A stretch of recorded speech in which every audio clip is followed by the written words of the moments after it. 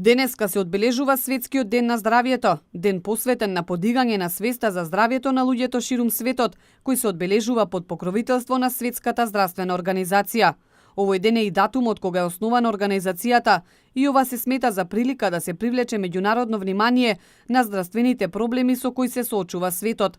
Граѓаните генерално велат оти се трудат да внимаваат на своето здравје и да одат на редовни контроли. Ја одем месечно. Пошто години више не се тука и месечно идем вршим контрола на себе. Секој месец. Контрола сум секој месец. Парализира сум секој месец. Сигурно сме криви, многу ретко идеме на лекар. Тоа е. Колку што можеме и колку имаме време. Се што можеме да идеме на контролно редовно. Секогаш сум спремен да одам на лекар.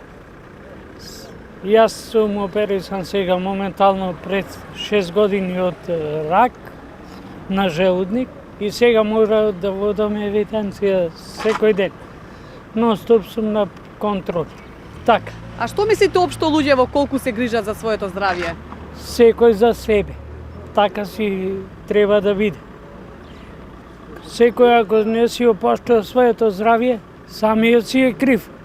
Кој си опоштува здравјето, ќе биде добар. Годинава Светскиот ден на здравјето е посветен на депресијата и замавот кој го зема оваа болест.